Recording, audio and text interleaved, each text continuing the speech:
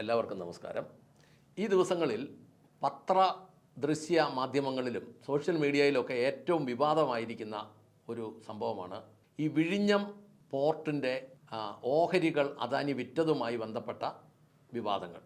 അതിനകത്തെ വിവാദം എന്താണ്, അതെന്താണ് പ്രശ്നം എന്ന് ചെറിയ തോതിലൊന്ന് പറയാം.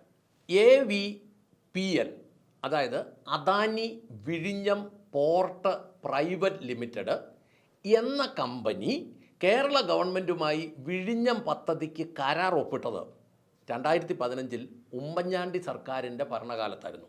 ഈ കരാറും പ്രകാരം പദ്ധതിയുടെ 51% ഓഹരി അദാനിയുടേതാണ്. അപ്പോൾ അദാനി തുറമുഖത്തിൻ്റെ ഡിസൈൻ ഉണ്ടാക്കണം, അത് നിർമ്മിക്കണം, അതിൻ്റെ സാമ്പത്തിക ഇടപാടുകളൊക്കെ നടത്തണം. ഇത് ഒരു നിശ്ചിത കാലം കഴിയുമ്പോൾ കൈമാറ്റവും ചെയ്യാം. ഇതെല്ലാം അദാനിയാണ് ചെയ്യേണ്ടത്. എന്നിട്ട് ഈ കരാർ വെച്ചത് 40 വർഷത്തേക്കാണ്. കരാർ പൂർത്തീകരിച്ച് കഴിഞ്ഞ് ഈ 40 വർഷം പൂർത്തീകരിച്ച് കഴിഞ്ഞ് വേണമെങ്കിൽ 20 വർഷം കൂടെ കാലാവധി നീട്ടാൻ ഈ കരാറിൽ വ്യവസ്ഥയുണ്ട്. കരാർ പ്രകാരം നിർമ്മാണ കാലഘട്ടത്തിലും വാണിജ്യ പ്രവർത്തനം തുടങ്ങി 2 വർഷത്തിന് ശേഷവും അദാനിക്ക് വേണമെങ്കിൽ തൻ്റെ കയ്യിലുള്ള 51% ഓഹരികളിൽ നിന്ന് 49% വിൽക്കാൻ അവകാശമുണ്ട്. പക്ഷേ അതിനൊരു വ്യവസ്ഥയുണ്ട്. അതിന് സംസ്ഥാന സർക്കാരിൻ്റെ, കേരള സംസ്ഥാന സർക്കാരിൻ്റെ മുൻകൂർ അനുമതി വാങ്ങണം എന്നും വ്യവസ്ഥയുണ്ട്. കരാർ പ്രകാരം അതോറിറ്റി കേരള സർക്കാരാണ്. നിലവിൽ അദാനിയുടെ കയ്യിലുണ്ടായിരുന്ന വിഴിഞ്ഞം തുറമുഖത്തിൻ്റെ ഓഹരികൾ കൈമാറിയിരിക്കുന്നത് സ്വിറ്റ്സർലൻഡ് ആസ്ഥാനമായ ലോകത്തിലെ ഏറ്റവും വലിയ ഷിപ്പിംഗ് കമ്പനിയായ MSC, മെഡിറ്ററേനിയൻ ഷിപ്പിംഗ് കമ്പനി എന്നാണ് അതിൻ്റെ പേര്. ഈ MSCയുടെ ടെർമിനൽ വിഭാഗമായ TIL എന്ന ഉപകമ്പനിക്കാണ് അദാനിയുടെ കയ്യിലുണ്ടായിരുന്ന 51% ഓഹരികളിൽ 49% കൈമാറിയിരിക്കുന്നതെന്ന് നമ്മൾ മനസ്സിലാക്കുന്നു. ഈ കൈമാറ്റം കൊണ്ട് കേരളത്തിലെ പൊതുജനത്തിന് യാതൊരു ദോഷവും വരാനില്ല. മാത്രമല്ല, അദാനി കമ്പനിയേക്കാളും കുറച്ചുകൂടെ കടൽ ചരക്ക് ഗതാഗതത്തിൽ വലിയ കമ്പനിയായ TIL അല്ലെങ്കിൽ MSC നമ്മുടെ തുറമുഖം ഓപ്പറേറ്റ് ചെയ്യുമ്പോൾ കൂടുതൽ ചരക്ക് കയറി ഇറങ്ങിയാൽ കൂടുതൽ നികുതി ലഭിക്കും എന്ന ഗുണം ഉണ്ട് താനും. അതിപ്പം അദാനി നടത്തിയാലും ലഭിക്കുകയും ചെയ്യും. ഇതിലെന്താണ് വിവാദം എന്നുള്ളതാണ് പിന്നത്തെ വിഷയം. ഈ ഓഹരി കച്ചവടം ഗവൺമെൻറ് അറിയുന്നതിന് മുമ്പ്, അല്ലെങ്കിൽ ഇവിടുത്തെ മാപ്പറകൾ അറിയുന്നതിന് മുമ്പ് അദാനി പ്രഖ്യാപിച്ചു എന്നുള്ളതാണ് ഇതിനകത്തെ വിവാദത്തിൽ ഒന്നാമത്തേത്. ഏതൊക്കെയായാലും എഗ്രിമെൻറ്റിലെ വ്യവസ്ഥ അനുസരിച്ച് കേരളത്തിലെ ഏതെങ്കിലും ഒരു മുഖ്യമന്ത്രി ഈ ഓഹരി കച്ചവടം നേരത്തെ അറിഞ്ഞിട്ടുണ്ട്. ഒന്നെങ്കിൽ പിണറായി വിജയൻ, അല്ലെങ്കിൽ ഇപ്പോഴത്തെ മുഖ്യമന്ത്രി VD സതീശൻ. ഇവരിൽ ഒരാൾ നേരത്തെ ഈ വിവരം അറിഞ്ഞിട്ടുണ്ടെന്നുള്ളതാണ് ഈ വിഷയത്തിലെ വിവാദം. ഇതിനകത്ത് അദാനി കമ്പനിയുടെ അടുത്തോ MSC കമ്പനിയുടെ അടുത്തോ പോയി വില പറഞ്ഞ് കൈക്കൂലി മേടിക്കാൻ നിയമപരമായ ഒരു വകുപ്പുമില്ല. അദാനിയോ MSCക്കാരോ വന്നിട്ട് പറയുക, മോനെ ചായ കുടിച്ചോ എന്നും പറഞ്ഞ് കുറേ കോടികൾ കൊണ്ട് പോക്കറ്റിൽ വെച്ച് കൊടുത്താൽ മേടിക്കുക എന്ന് മാത്രമേ ഉള്ളൂ. അല്ലാതെ നിയമപരമായ പ്രശ്നങ്ങളൊന്നും ഈ ഓഹരി കച്ചവടത്തിൽ ഇല്ല. കേന്ദ്ര സംസ്ഥാന ഭരണ നേതൃത്വങ്ങൾക്ക് ഈ ഓഹരി കൈമാറ്റം അറിയാം. അവരറിഞ്ഞുകൊണ്ട് തന്നെ ഈ വ്യാപാരം നടന്നത്. പിന്നെ എന്തിനാണ് ചുമ്മാ വിവാദം എന്ന് ചോദിച്ചാൽ 2 കാര്യമുള്ളത്. ഒന്നെങ്കിൽ ചുമ്മാതിരിക്കട്ടെ ഒരു വിവാദം. ഒന്നാമത് രാഷ്ട്രീയക്കാർക്ക് പണിയൊന്നും ഇല്ലാതിരിക്കുകയല്ലേ, തന്നെയുമല്ല ഈ തൂഫാൻ ഇങ്ങനെ കൊടുമ്പിരി കൊണ്ട് നിൽക്കുകയല്ലേ. മറ്റൊരു വിവാദം പൊങ്ങി വന്ന് അതിൻ്റെ പുറകെ പോവുകയാണെങ്കിൽ പൊക്കോട്ടെ എന്നുള്ളതാണ് ഒരു ചിന്ത. അതല്ലെങ്കിൽ പിന്നത്തെ ചിന്ത എന്ന് പറയുന്നുണ്ടല്ലോ, ഞങ്ങൾക്ക് വീതം കിട്ടിയില്ല. ഒരു നല്ല കമ്പനി വരുമ്പം ഞങ്ങൾക്കും എന്തെങ്കിലുമൊക്കെ കിട്ടണ്ടേ, ഞങ്ങളും ഇതുകൊണ്ടൊക്കെയല്ലേ ജീവിക്കുന്നത് എന്ന് മാത്രം. നീ മാത്രം അങ്ങനെ ഇപ്പോൾ തിന്നുകയും വേണ്ട. ഇനി സോഷ്യൽ മീഡിയയിൽ കഴിഞ്ഞ ദിവസം കണ്ട ഒരു പോസ്റ്റ്, ലോകത്തിലെ ഏറ്റവും കൂടുതൽ കൊക്കൈൻ പിടിച്ചിട്ടുള്ളത് ഈ വിഴിഞ്ഞം പദ്ധതി ഇപ്പം മേടിച്ച MSC കമ്പനിയുടെ കപ്പലുകളിൽ നിന്നാണ്. എന്നതാ പറയുന്നത്? ഈ കമ്പനിക്ക് വിഴിഞ്ഞം വിറ്റത് കേരളം മയക്കുമരുന്ന് ഹബ്ബാക്കാൻ വേണ്ടിയാണ്. ഏതോ അന്തംകമ്മിയാണ് ഇത് അടിച്ചു വിട്ടിരിക്കുന്നത്. കേന്ദ്ര സംസ്ഥാന ഗവൺമെൻറ്റുകൾ അറിയാതെ ഒരു കാലത്തും ഇവിടെ മയക്കുമരുന്ന് തുറമുഖങ്ങളിൽ ഇറക്കാൻ കഴിയില്ലെന്നുള്ള യാഥാർത്ഥ്യം.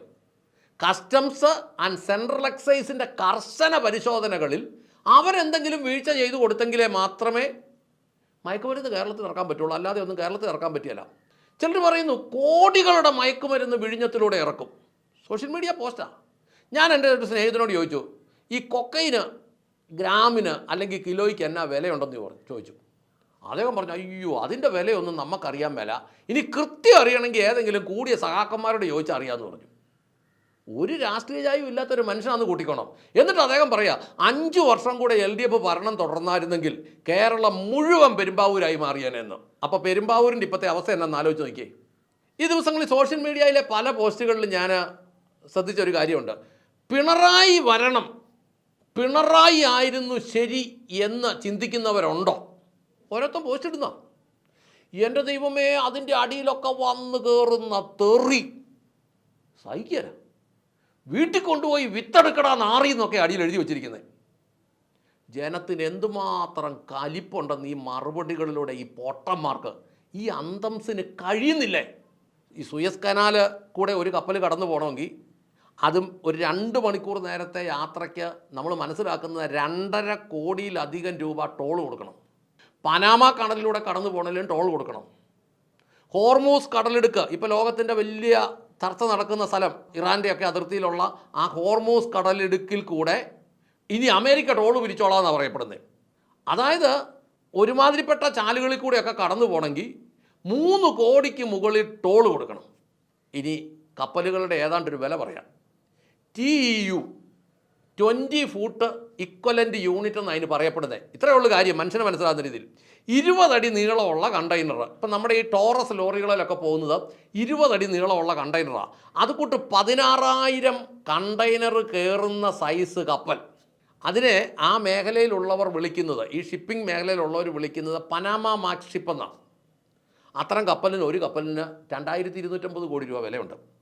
ഈ സൈസ് 280 കപ്പൽ സ്വന്തമായുള്ള മലയാളി പാലക്കാടുകാരനുണ്ടെന്ന് പറഞ്ഞാൽ നിങ്ങൾ വിശ്വസിക്കുമോ?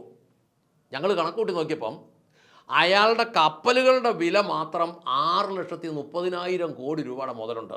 സംസ്ഥാനത്തിൻ്റെ പൊതുകടത്തിനേക്കാളും ആസ്തി അയാൾക്ക് കപ്പലുകൾ മാത്രമായിട്ടുണ്ട്. മറ്റാസ്തികൾ വേറെ എന്തേരം കാണും? ഇനി അതിലും വലിയ കപ്പലുണ്ട്, അതിൻ്റെ പേര് ULCB, ultra large container vessel എന്ന് വിളിക്കുന്ന ഒരു തരം കപ്പലുണ്ട്. നാട്ടുകാർ ഇതിനെ വിളിക്കുന്നത് മദർഷിപ്പ് എന്നാണ്. മെഗാ കണ്ടെയ്നർ ടാങ്കേഴ്സ് എന്നും ഇതിന് പേരുണ്ട്. 25,000-ത്തിലധികം കണ്ടെയ്നറുകൾ ഇതിനകത്ത് കയറ്റാം എന്നതാണ് ഇതിൻ്റെ വലിപ്പം. ഞങ്ങൾ മനസ്സിലാക്കുന്നത് 50 ലക്ഷം രൂപ വിലയുള്ള ഒരു ബസ്സിന് ഒരു വർഷം ഓടാൻ 37,59,500 രൂപ ഡീസൽ വേണം. ഇതിൽ 12,53,163 രൂപ വീതം കേന്ദ്ര സംസ്ഥാന സർക്കാരുകൾക്ക് നികുതി കിട്ടും. അങ്ങനെയാണെങ്കിൽ 2,250 കോടി രൂപ വിലയുള്ള കപ്പലിന് ഒരു വർഷം ഓടാൻ ഇന്ധന ചെലവ് തന്നെ 50 കോടിയിലധികം രൂപ വേണം. നടത്തിപ്പ് ചെലവ് വേറെ വേണം, കോടികളുടെ ഇൻഷുറൻസ് വേണം. പിടി വീണാൽ സകലത് നഷ്ടപ്പെടുകയും ചെയ്യും. ഇത്രയും റിസ്ക് ഉള്ള ബിസിനസ് ചെയ്യുന്ന അവർ ഇതിനകത്ത് കൊക്കൈനൊക്കെ കടത്തുമെന്ന് പറയുന്നത് വെറും മാധ്യമ സൃഷ്ടി മാത്രമല്ലേ?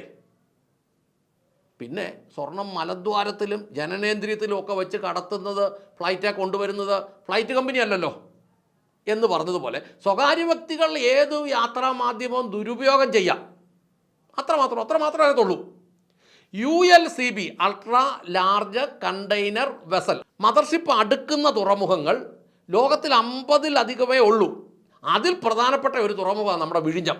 ഇതിലേറ്റവും വലുത് സിംഗപ്പൂരിലുള്ള പോർട്ടാണ്. ഏറ്റവും അധികം ചരക്ക് നീക്കം നടക്കുന്നത് ചൈനയിലുള്ള ഷാങ്ഹായ് പോർട്ടാണ്.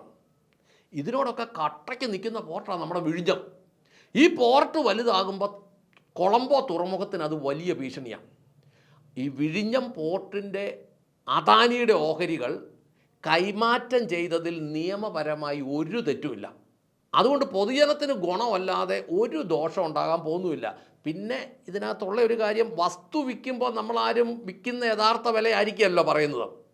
അങ്ങനെയാണെങ്കിൽ വിറ്റത് വലിയൊരു തുകയാണെങ്കിൽ അതിൻ്റെ ഒരു വീതം ചിലപ്പോൾ അദാനി ആരുടെയും പോക്കറ്റിൽ ഇട്ടെങ്കിൽ ആ പോക്കറ്റ് കാണിച്ചവൻ ഒരു ഭയങ്കരനാണ് എന്നതാ സത്യം.